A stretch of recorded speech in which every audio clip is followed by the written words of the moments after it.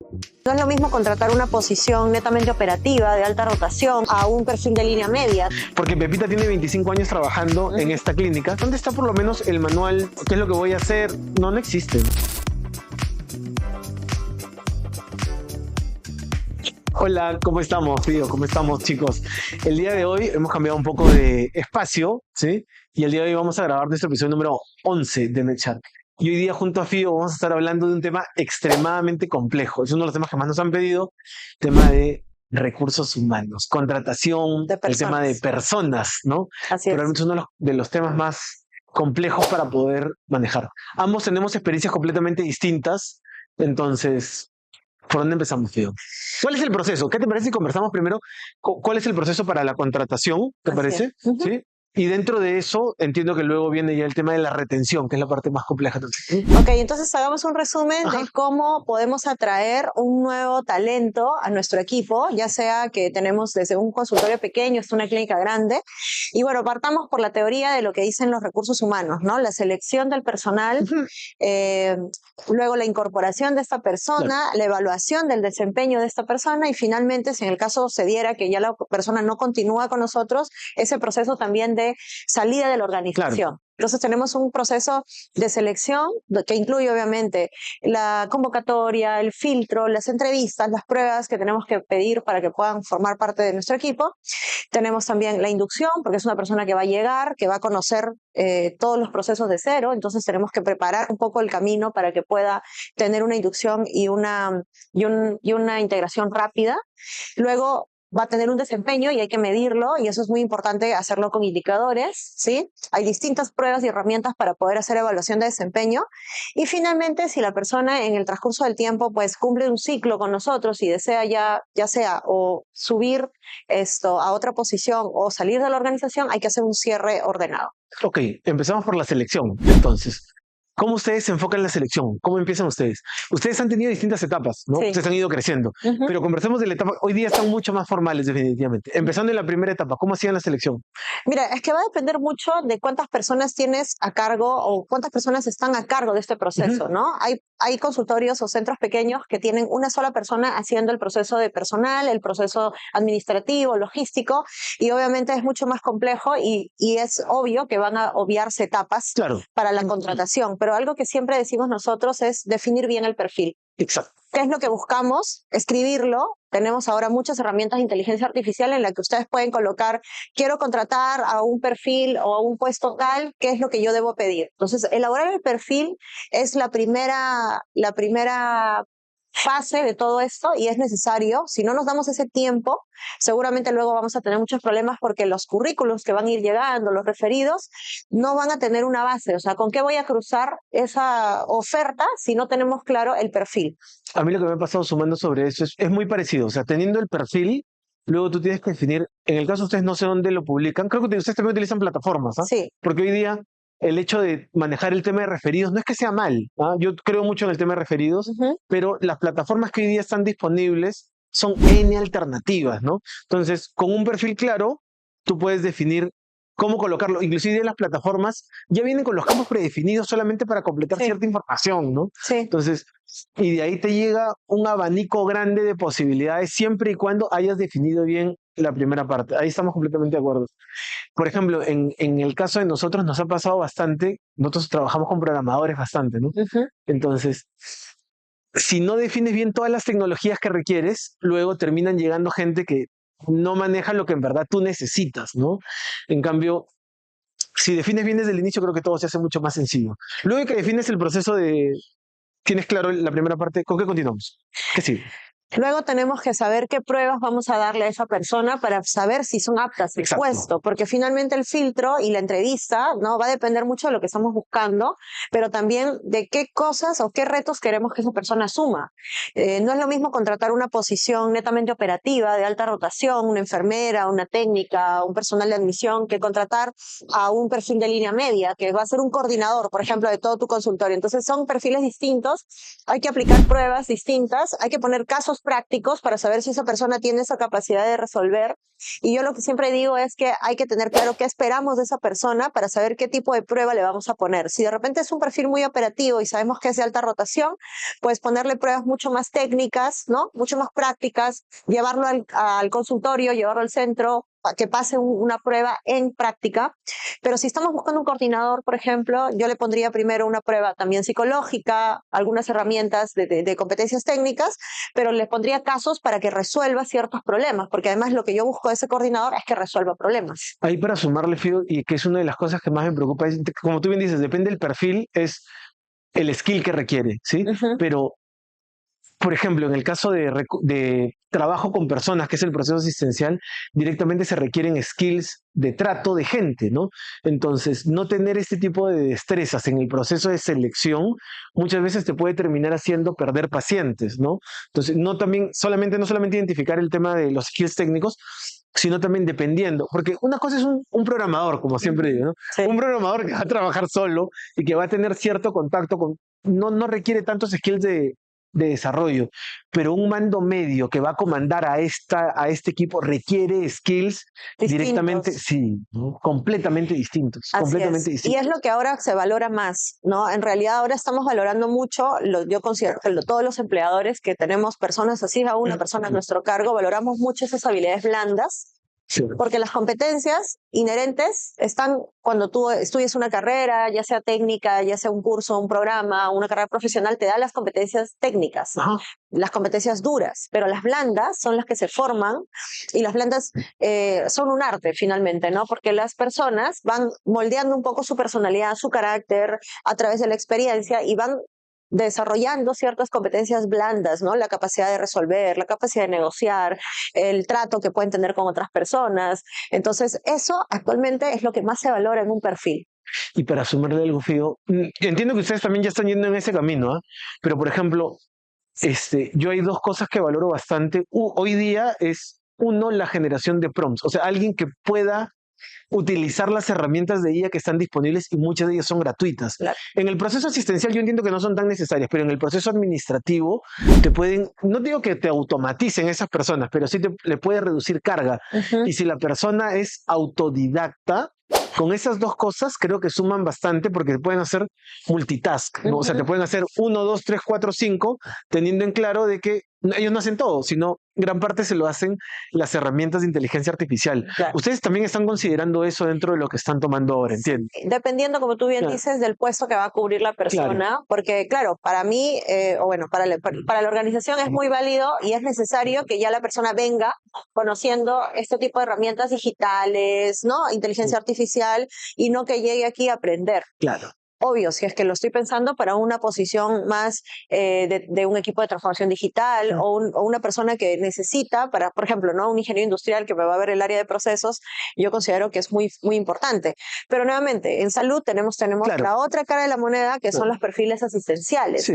Y sin dejarlos de lado, hay que también enfocarse en lo que uno busca en ellos, porque finalmente ahora la agilidad es muy importante, la calidad de atención tiene que ver con la persona que está dando el servicio, y en salud nosotros atendemos personas. Entonces, no dejemos de lado evaluar ese tipo de habilidades blandas, de trato, Exacto. de calidez, Es lo que te de decía, empatía sí. en nuestras personas que vamos a incorporar al equipo. Así sea que solamente atendemos esto consultorio o que nuestro servicio sea pequeñito, pensemos en dar una calidad de atención desde lo más mínimo y con las personas que tenemos, así sean pocas, que esas personas transmitan el espíritu y la cultura que nosotros queremos transmitir.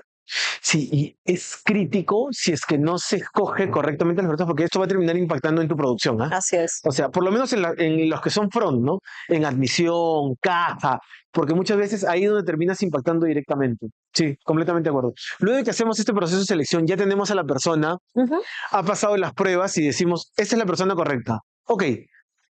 Hay que Viene formalizar. Exacto. Hay que formalizar, Claro. y ese es un consejo que les voy a dar a todos siempre, Sí. porque en todo momento, y claro, uno va aprendiendo con las experiencias, porque si bien es cierto, la formalización es algo que tenemos que hacer, muchas veces se nos complica cuando empezamos pequeñito. Claro. Entonces, siempre, así sea que contratemos una sola persona, hagamos un contrato.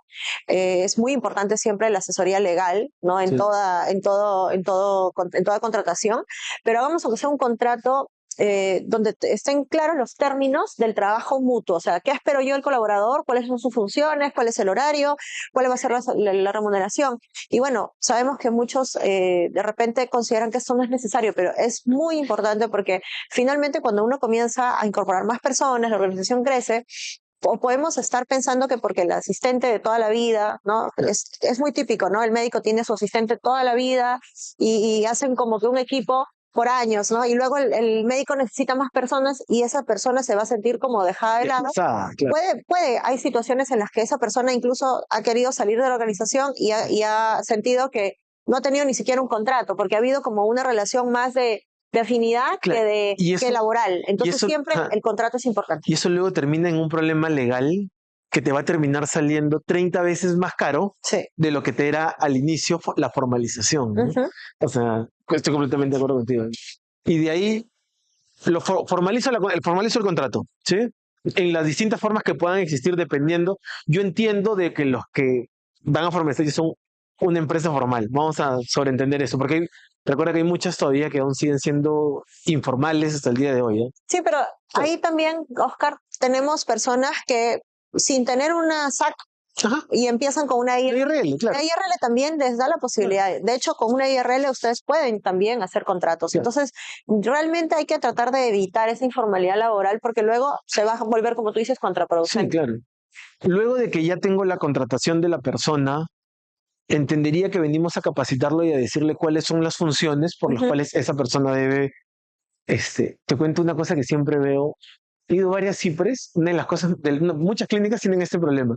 Cuando tú llegas y llega una nueva persona, te dicen, no, eso lo sabe Luchita, o lo sabe Pepita, porque Pepita tiene 25 años trabajando en esta clínica, y tú le dices, ¿y dónde está por lo menos el manual de funciones, Procesos, ¿no? O claro, ¿no? ¿Qué es lo que voy a hacer? No, no existe, ¿no?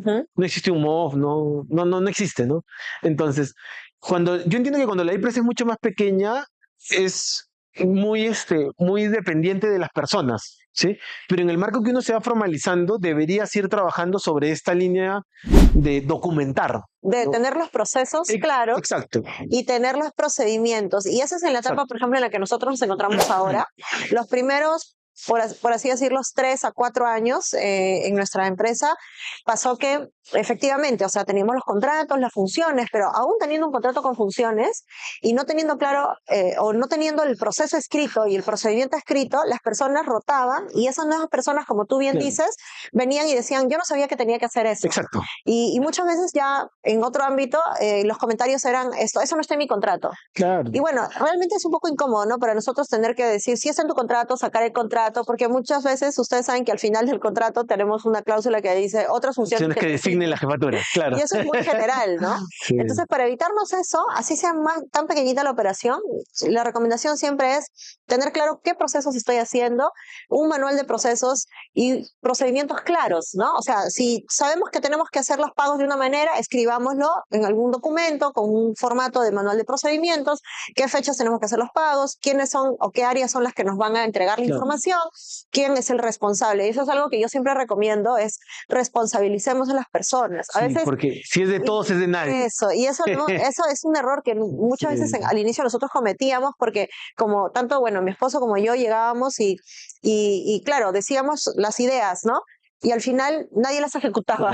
Y cuando nos dimos cuenta era, ¿y a quién hemos responsabilizado de esto? O sea, siempre tenemos que responsabilizar a las personas para que luego esas personas respondan por esas funciones.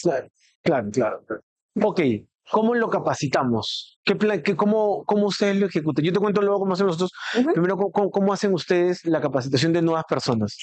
Realmente los procesos de inducción dependen mucho del perfil que van a cumplir, ¿no? Entonces, si es un perfil asistencial, pues el darle la información a la empresa te puede tomar una reunión por Zoom. Sí, no más de un mediodía explicándole un poco quiénes somos. Ahora ya la idea de automatizar, grabar videos y tenerlo todo grabado para que no estemos dependiendo de nuestro personal para estar entrenando a otros es mejor.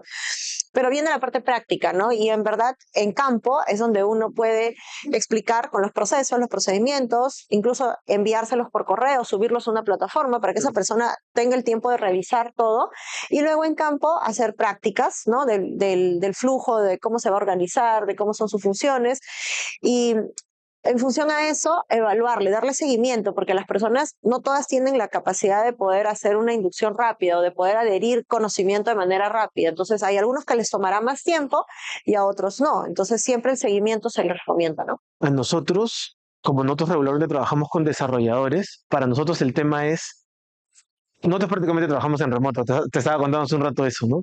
Entonces, nosotros regularmente tenemos que evaluar, previo, lógicamente entiendo de que ya tiene la persona, tiene todas las destrezas, todos los skills técnicos, y a la hora de hacer la transferencia de la información, muchas veces hemos perdido información, ¿ah? Entonces, a pesar de que soy un maniático con el tema de dónde queda la información registrada y en el tiempo, para poder seguirla, siempre se nos hace todavía, hasta el día de hoy se nos hace bastante complicado. Nosotros capacitamos completamente sobre los desarrollos previos. Entonces, a veces es complejo porque el desarrollo de una persona está en el cerebro de esa persona y cómo lo ha plasmado en las esquelas o cómo lo ha plasmado dentro del código. Entonces, a veces se hace bastante complicado. Hasta el día de hoy se nos hace complicado. Y nosotros tenemos hasta cierto punto que un programador es como una admisionista, ¿no? Rotan mucho, ¿no? Sí, la Rotan rotación. mucho.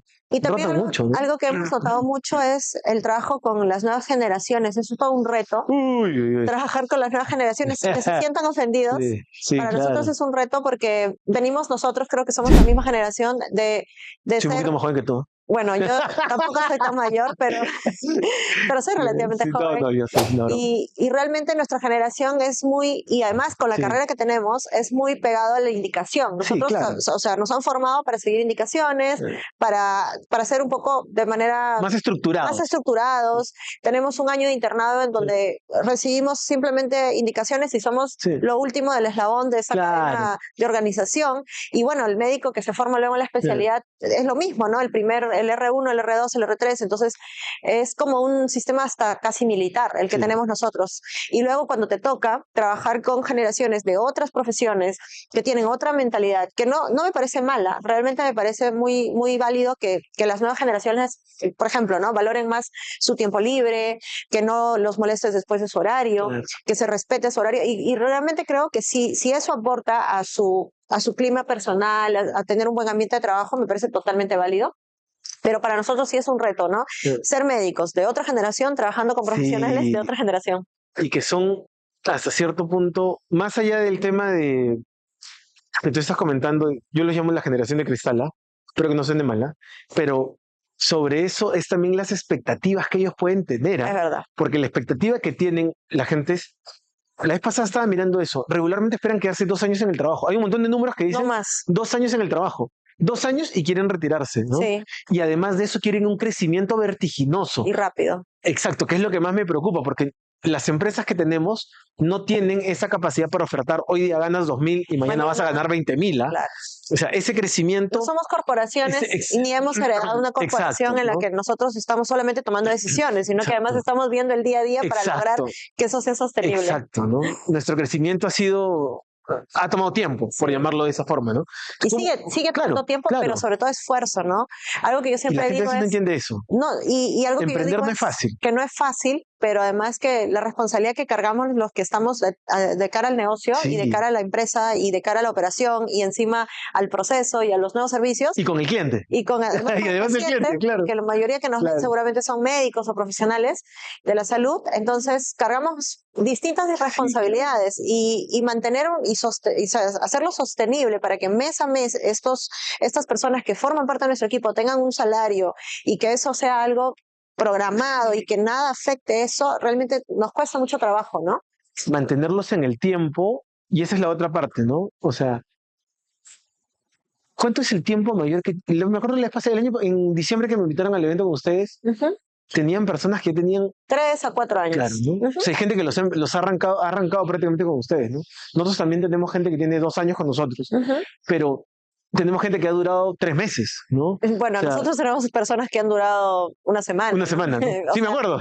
o periodos de Sí, prueba claro. que no lo han superado, ¿no? Claro. El mes. Y en verdad, bueno, yo siempre digo también algo que es muy válido, que uno tiene que estar donde se siente cómodo. Claro. Independientemente de si tienes 2 años o si tienes un mes en la empresa, ¿no? Si tú te sientes cómodo formando parte de esa cultura que está, y el SEO es el llamado Claro. a formar cultura, si te sientes parte de eso, siempre van a haber problemas, pero si te sientes cómodo, cómodo, adelante, ¿no? Pero si no te sientes ya parte, también es válido que des un paso al costado. ¿Qué mecanismos utilizan ustedes para retención? Bueno, nosotros tuvimos un quiebre grande hace casi un par de años, ¿no? Lo digo así porque fue como un momento en el que tuvimos que tomar la decisión de cambiar la forma, no solamente de atraer personas, sino talento.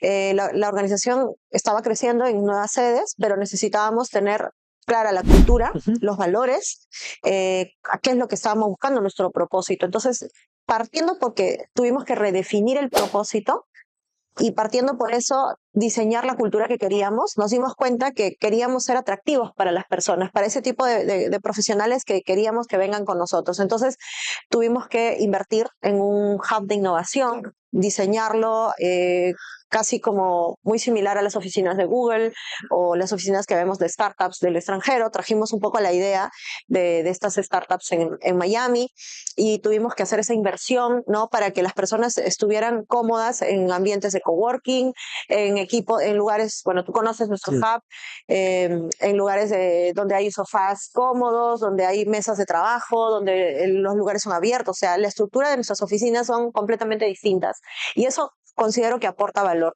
Lo otro que hacemos también para retener talento y para ser atractivos es, obviamente, tener una oferta sólida.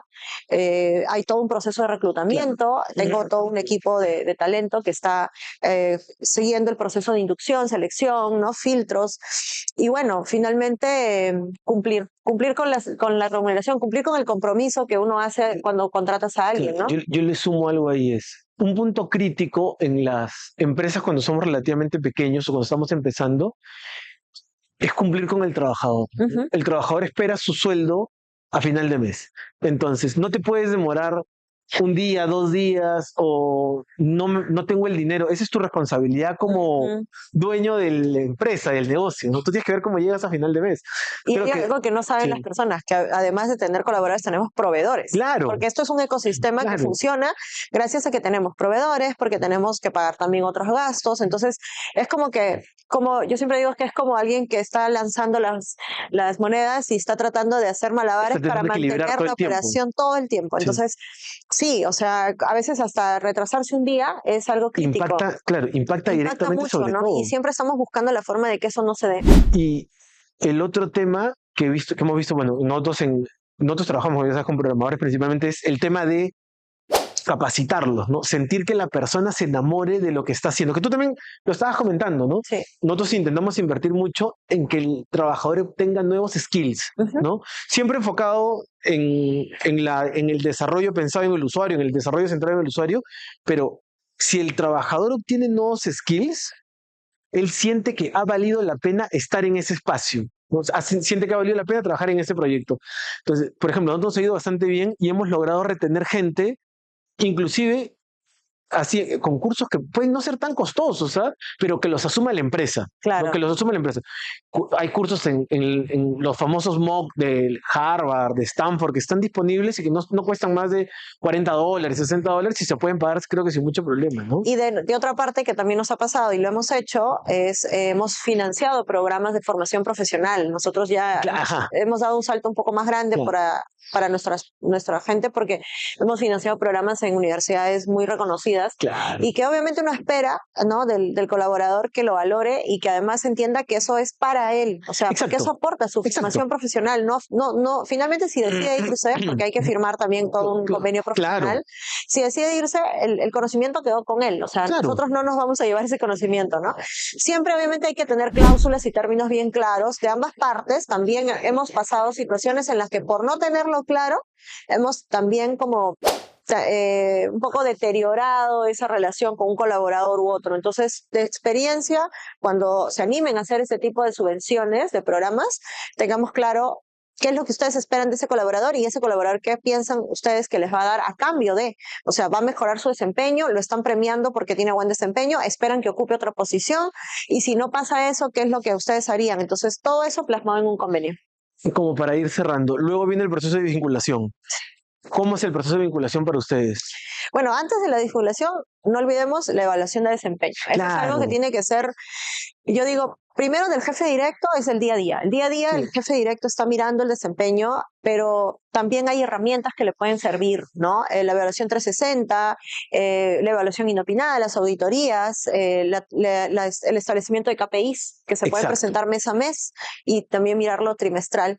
Y finalmente, si esta persona tiene que salir de la organización porque terminó el contrato, porque ya de repente tiene otra propuesta y ustedes no la pueden igualar, hay que dejarlo ir. No ofrezcan, siempre voy a decir esto, no, porque alguien viene y te trae una propuesta, no le digas, yo te voy a pagar más. Ese es error clásico. Sí, es un error. Mucha gente llega con propuestas que ni siquiera existen. Sí, Ojo, también, se inventan mucho. se inventan mucho. A mí me ha pasado, ya me ha pasado 2 veces con eso, ya aprendí que Sí, no y vale la pena. a Sí. veces nos gana el corazón, Sí, porque somos personas sí, también. claro. Y Y a generamos veces, vínculos. y generamos un vínculo a veces muy horizontal con las personas que trabajamos Claro. y sentimos que estamos dejando que se vaya. Y yo estoy de acuerdo contigo, es mejor dejar que esa persona Sí, vaya si claro. tiene una mejor propuesta y tú no la puedes igualar, porque finalmente antes de tú comprometerte a aumentar el salario o darle otros beneficios, mira primero tus finanzas, o sea, Claro. mira el negocio, porque nadie, en el momento que hay problemas en el negocio, nadie realmente va a entrar a solucionarlo más Claro. que tú como dueño de Claro, negocio. claro.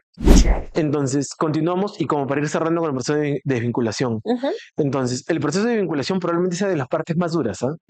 Despedir a alguien puede ser muy triste y muchas veces no despedimos por sentimiento, ¿no? Sí. Y esto tiene que ser simplemente, esto es un trabajo, como digo, o sea, esto no es el corazón, ¿no?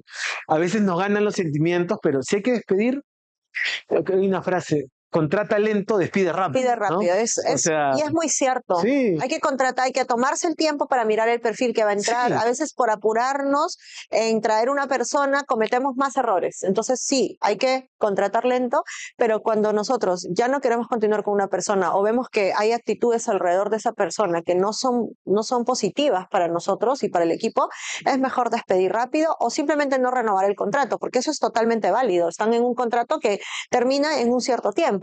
Ahí lo que No hay que estamos sumar es, obligados claro, a- ahí lo que hay que sumar es siempre, cuando es una IPRE o cuando sea el negocio que sea, y sea relativamente pequeño, es mejor siempre asesorarse. Sí, Es mejor siempre asesorarse antes de simplemente decirle gracias, porque pueden haber algunos temas detrás siempre que hay no están, contingencias que exacto, nosotros no siempre hay que somos medir bien, abogados. Así exacto, es, siempre no hay que somos medir bien las abogados. reglas, ¿no? Hay que tomar en cuenta que la asesoría legal es importante, sí, es costosa, porque de cierta manera se vuelve parte del core del negocio, porque si no tienes a veces asesoría legal puedes cometer más errores. Más errores que te terminan perjudicando mucho más, ¿eh? Y algo que siempre le digo yo bueno, nosotros ya trabajamos con un equipo de abogados, ¿no? Es que esa relación entre el médico y el abogado es importante, porque finalmente nosotros no nos hemos formado para eso Claro. y muchas veces cometemos errores, prometemos, queremos otras cosas y necesitamos a alguien que nos lleve a tierra y que nos diga se puede o no se puede, para evitarnos obviamente contingencias con otras instancias también, ¿no? Ok, sí. Creo que el tema ha estado bastante interesante, como para ir cerrando, Fío.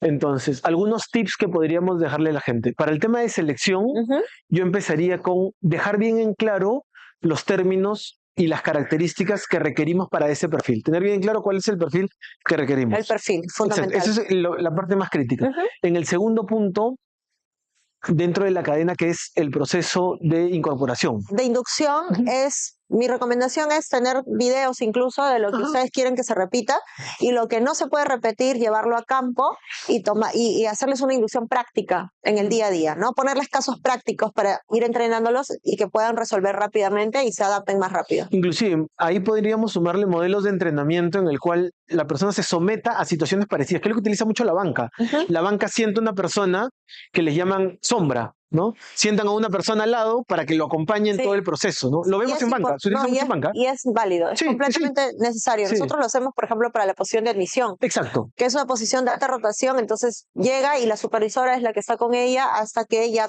ya considera que está entrenada. En la siguiente parte sería la evaluación, ¿cierto? Para evaluarlo hay distintas formas, pero lo más importante es hacer auditorías y controles y tener claro los KPIs con lo cual lo voy a medir. Y cuando digo KPI, simplemente tener claro, a él se le va a pedir que ejecute 3 actividades Sí. y tengo que medir las 3 actividades que las cumplan. Simple y sencillo. Sí. Sea el perfil que sea, esté donde esté ubicado, ¿sí? ¿Qué mecanismos de Finalmente, retención? la retención, bueno, tratar de tener estrategias para crear un clima laboral y que muchas veces es dependiente de la percepción, ¿no? Podemos también esforzarnos mucho por querer crear un buen clima y las personas siguen sintiéndose incómodas. Entonces, yo siempre creo que ahí la comunicación del líder es importante, ¿no? Del jefe directo o el CEO. Si alguien no se siente cómodo, pues por más que te esfuerces, no va a continuar, ¿no? Claro. Y finalmente el cierre, que yo considero que es muy importante que haya una buena transferencia. El tip que les daría es Sí. que puedan transferir o tengan el tiempo con el trabajador para que pueda transferir la información, porque en nuestros ámbitos actuales la información es muy valiosa. La información. Cuidar la información de nuestros pacientes, la data, y por experiencias lamentables que hemos tenido, hay personas que no tienen escrúpulos en llevarse Sí, la claro. información, en divulgarla, y lo hemos visto a todo nivel. Entonces, cuidemos mucho el tema de la información a todos los dueños de negocio, en el sentido de que esa información es de nuestros pacientes muchas veces, y entonces a nadie más que a nosotros mismos nos tiene que importar garantizar la privacidad de los datos. Y para sumar y para terminar de cerrar ahí es siempre asesorarse legalmente en esa última parte, en el hipotético caso que tengan alguna duda, ¿no? Siempre Porque puede asesoría legal. terminar saliendo muy mal Sí. el tema. Muy bien, Fío. Como siempre es un gusto conversar contigo. Muchas gracias. Nos estamos viendo en el Gracias. próximo programa. Gracias.